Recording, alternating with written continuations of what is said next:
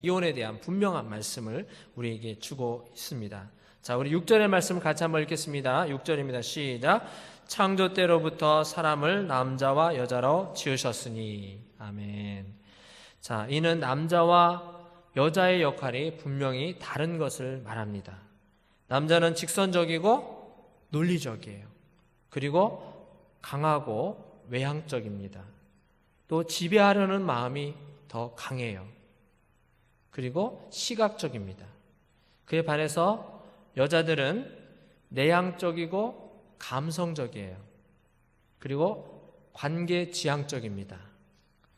연민과 불쌍히 여기는 마음이 남자들보다 더 훨씬 많습니다.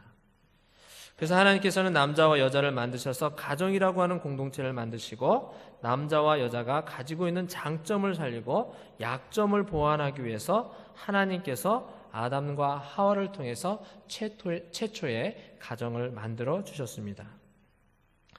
가정의 기초, 가정이 온전히 서기 위해서는 남자와 여자가 다르다라고 하는 것을 인정하는 데부터 시작됩니다. 남자와 여자가 다른데 그것을 자기와 같이 남자인데 여자가 남자같이 행동하기를 원하고 또 여자가 남편에게 여자와 같이 행동하기를 원한다라고 하면 그 가정에 평화가 있을 수가 없는 것이죠. 자, 우리 하나님께서 하와를 만들 때 아담의 갈비뼈를 취해서 만드는 거 여러분 알고 계시죠?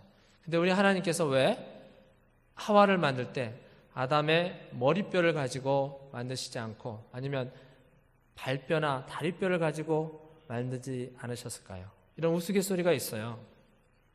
하나님께서 만약에 아담의 머리뼈를 가지고 하와를 만들었다. 여러분 한번 생각을 해보세요. 어떻게 할까요? 여자들이 남자들 머리 꼭대기 올라가서 지배하려고 하겠죠. 가뜩이나 또 말도 잘하는데 그렇게 지배하려고 했었을 것입니다. 근데 만약에 하나님께서 아담이 잠들었을 때 다리뼈나 발뼈를 가지고 만들었다 라고 하면 어떤 일이 일어날까요? 맨날 남자에게 지배당하고 억눌림 당하고 무시당하고 그렇게 했겠죠. 그러니까 우리 하나님께서 그걸 아시고 우리 심장을 감싸고 있는 이 갈비뼈를 취해서 아담을 통해서 하와를 만드셨다라고 하는 얘기가 있습니다. 자, 우리 7절의 말씀을 같이 한번 읽어보겠습니다. 시작. 이러므로 사람이 그 부모를 떠나서. 아멘. 자, 결혼 생활은요 완전히 양가 부모님을 떠나서 독립적인 삶을 영위하는 것을 말합니다. 결혼을 했음에도 불구하고 모든 결정을 양가 부모님에게 다 계속 코치코치 이렇게 물어본다라고 하는 것은요 좀 문제가 있는 거예요. 이제 여러분들이 이제 성인이 되고 결혼을 했다고 한다면 여러분 가정의 문제, 부부의 문제는 서로 대화하면서 그를 풀어나갈 수 있도록 해야 합니다. 그래서 이 가정에 있는 사회 전반적인 그런 모든 문제를 해결할 수 있어야 돼요. 결혼해서 이제 결혼을 하게 된다면 어떤 집에서 살 것인가? 아파트에 산다? 아니면 빌라에 사는지? 집의 평수는 18평인지 25평인지 32평인지 부부가 같이 상의해서 결정을 해야 되는 것입니다. 자동차를 살 때에도 소형차를 살 건지 중형차를 살 건지 대형차를 살 건지 그렇게 하면 안 돼요. 그것을 같이 결정을 해야 됩니다. 남편은 대형차를 사고 싶다고 그래가지고 자기 능력도 안 되는데 막 질러버리는 거예요. 지름신이 임했다고 하죠? 그러면 가정에서 그 살림을 어떻게 해요? 그러니까 항상 모든 일을 결정할 때는 남편과 아내가 결정을 해야 됩니다. 또 아이를 낳을 때도 아이를 몇 명 낳을 건지 그것도 부부가 서로 상의해서 한 명을 낳을지 두 명을 낳을지 세 명을 낳을지 또 네 명을 낳을지 이렇게 결정을 해야 됩니다. 직업을 선택할 때도 마찬가지예요. 남편이 또는 아내의 직업을 선택할 때도 서로 상의해야 됩니다. 남편이 기분 나쁘다고 해서 에이 탁 하고 사표를 던져버린다. 그러고 나서 아내에게 얘기도 않는다. 그럼 어떻게 되겠어요? 가정의 살림이 엄청나게 힘들어지겠죠? 이제 아내가 직업 전선을 뛰어들어야 되잖아요.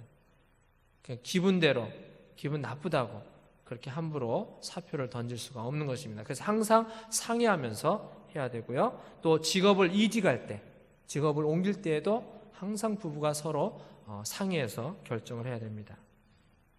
생활의 모든 전부를 부부가 공유하면서 문제들을 하나씩 해결해 나갈 수 있도록 해야 하는 것입니다. 자, 여기에 보면 부모를 떠나서 라고 기록하고 있습니다. 부모를 떠나야 됩니다. 정서적인 면에서 그리고 경제적인 면에서도 마찬가지입니다. 결혼하여 부부가 되었다라고 하는 것은 성인이 되었다라고 하는 것입니다. 성인이 된 사람은 부부 안에서 모든 일을 하나님께 기도하면서 결정을 해야 합니다.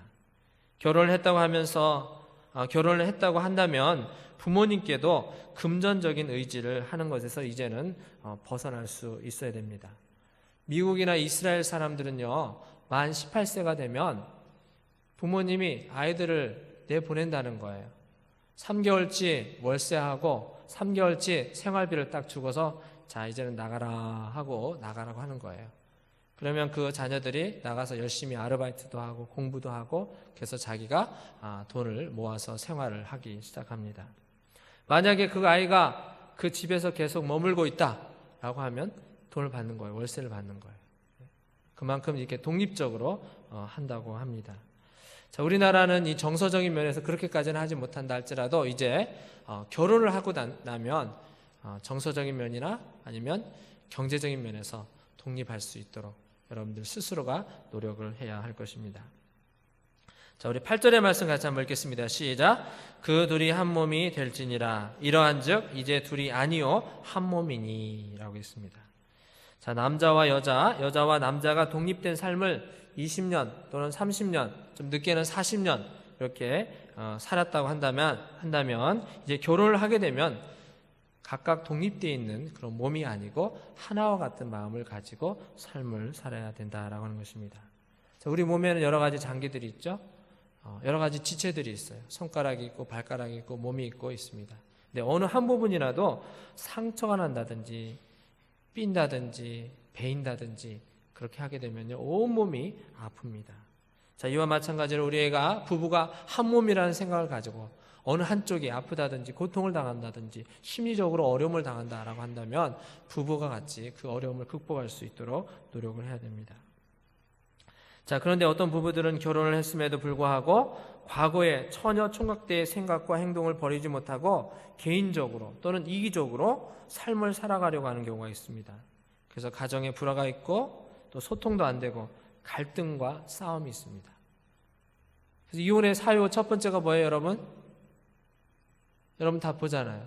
무슨 차이? 성격 차이. 성격이 같을 수가 없어요. 근데 항상 이혼의 사유의 첫 번째가 뭐냐? 성격 차이래요. 서로를 맞춰가면서 서로 양보하면서 삶을 살아야 되는데 그러지 못하고 이렇게 헤어지는 그런 경우가 있는 것을 보게 됩니다. 자, 그래서 우리는 충분히 양보하고 또 헌신하고 봉사할 수가 있어야 됩니다. 자, 여러분 우리나라 도로가 좁잖아요. 그래서 이 차만 한 대 다닐 수 있는 그런 도로들이 많아요. 우리 교회 주변에도 보면요. 근데 좁은 이 도로에서 차가 서로 양방향으로 가고 있어요. 자, 그러면 어떻게 피해갈 수 있을까요? 어떻게 하면 피해갈 수 있죠? 한 차가 양보를 해야 되겠죠.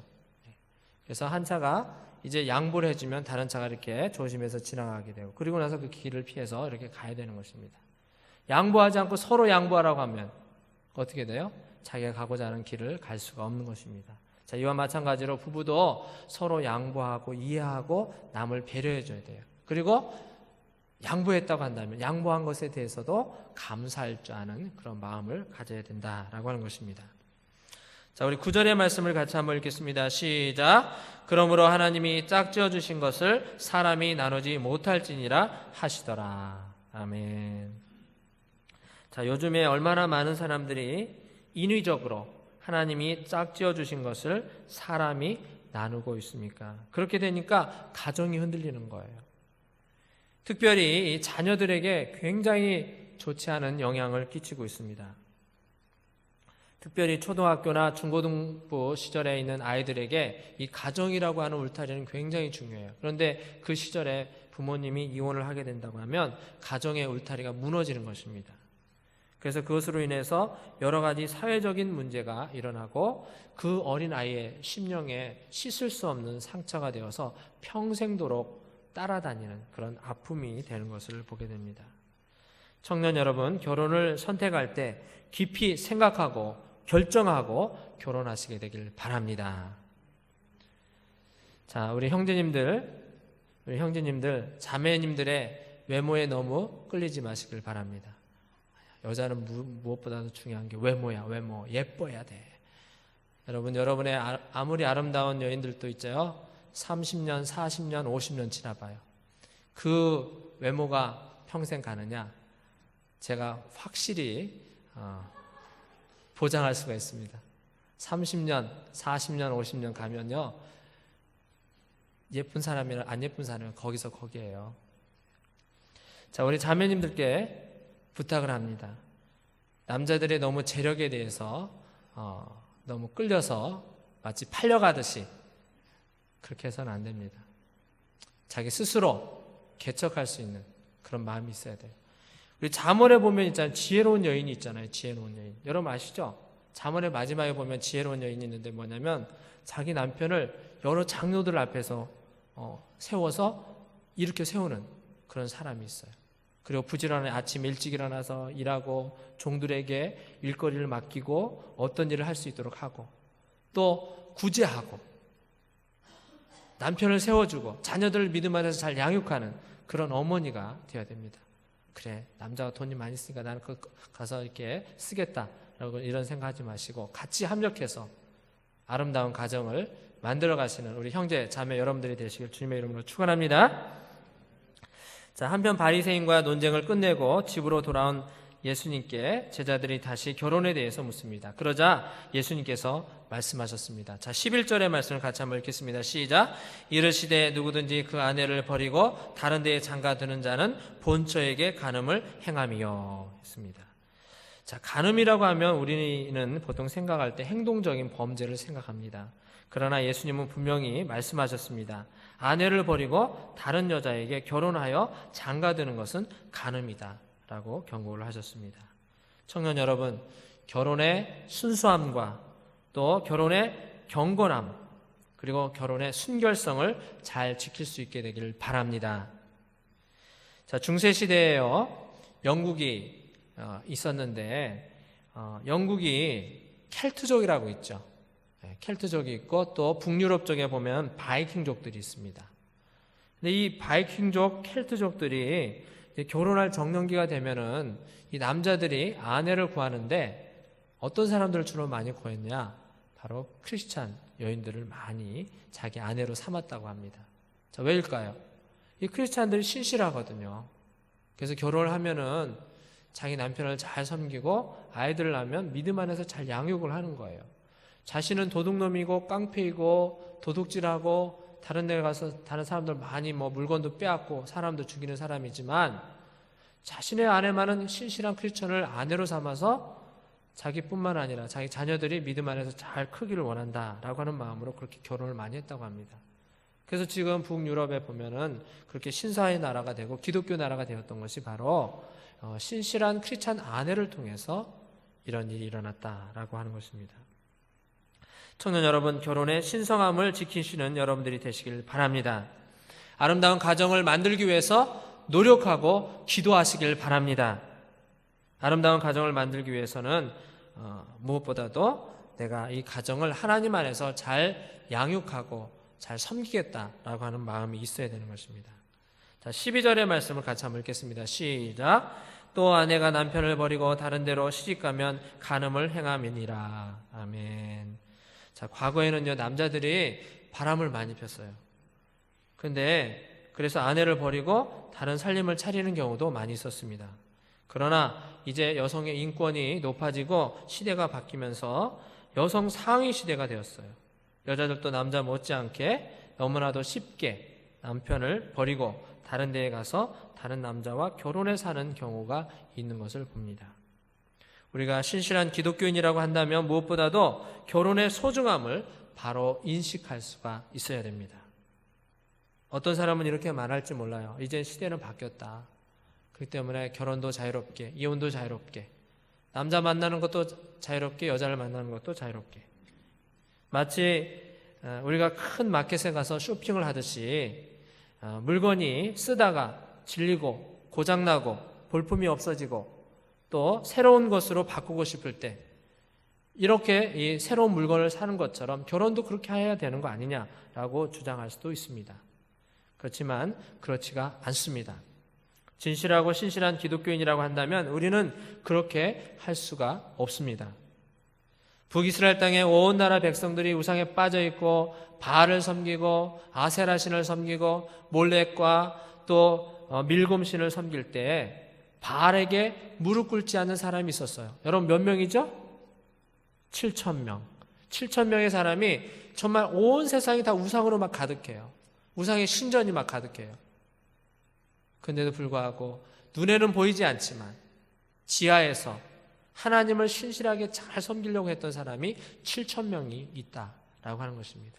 저 북한 땅에도 지금 김일성, 김정일, 김정은 이 우상 체제가 있잖아요. 그렇지만 그 지하에서 몰래 모여서 하나님 앞에 예배하는 사람이 분명히 있습니다. 언젠가 평화로운 통일이 이루어지고 그들이 하나님 앞에 자유롭게 예배할 날이 오는 거예요. 우리 하나님께서는 그들을 사랑하십니다. 그들을 통해서 놀라운 역사를 이루어 가시는 것입니다. 북이스라엘 땅에 우상 숭배가 흉흉했지만 바알에게 무릎 꿇지 않았던 7,000명의 사람들을 사용하셔서 우리 하나님께서 이스라엘 민족을 살리시고 부흥시키시고 또한 하나님의 놀라운 역사를 이루어갔던 것처럼 우리 성인교회 청년 여러분들이 이 악한 시대에, 타락한 시대에 정말 바알에게 무릎 꿇지 않는 7,000명의 사람들처럼 결단하고 하나님 앞에 나가시는 여러분들이 되시길 바랍니다. 세상 풍조에 흔들리지 말고 바른 생활을 지키고 결혼의 소중함을 지키고 경건한 자녀들을 계속 낳아서 그 후손들을 통해서 예수 그리스도께서 우리에게 주신 값진 사명을 잘 감당할 수 있게 되기를 바랍니다. 여러분, 결혼은 소중합니다. 또한 가정은 매우 중요합니다. 신실한 가정이 신실한 사회를 낳을 수가 있습니다. 신실한 사회가 성장해서 신실한 국가가 될 수가 있습니다. 이것을 우리가 분명히 알아야 됩니다. 가정과 결혼을 소중히 여기고 가정과 결혼을 굳건히 지켜나가기로 결단하는 우리 모든 청년들이 되시길 주님의 이름으로 부탁합니다. 기도하겠습니다. 하나님 아버지, 오늘 하나님의 말씀을 통해서 예수님께서 바리새인들이 이혼을 어떻게 하는가라고 하는 것에 물어봤을 때 너희가 잘못된 생각을 가지고 있다. 어떠한 상황 가운데서도 가정을 잘 지킬 수 있도록 하고 창조 때로부터 사람을 남자와 여자로 지었으며 이제 한 몸인데 부모님을 떠나서 이제 한 몸이 되어서 주님을 섬기고 교회를 섬기고 맡겨진 바 사명을 감당할 수 있도록 하라 명령한 것을 보게 됩니다. 아버지 하나님, 우리 청년들 정말 악한 시대에 살고 있습니다. 물질 만능주의 사회에 살고 있고 쾌락주의 사회에 살고 있습니다. 이러한 때 빛과 소금으로서 가정을 지키고 또 부부의 모든 그 맡은 바 사명을 감당하고 주님께 영광과 존귀를 돌리고 그 후손을 통해서 놀라운 하나님의 귀한 역사를 이뤄가는 우리 모든 청년들과 앞으로의 모든 가정생활이 될 수 있도록 주여 축복하여 주시옵소서. 예수 그리스도의 이름으로 기도합나이다. 아멘. 자, 이 시간에는 우리 제이트리 밴드에서 나와서 봉헌 찬송과 우리 김홍일 형제가 기도해 주시겠습니다.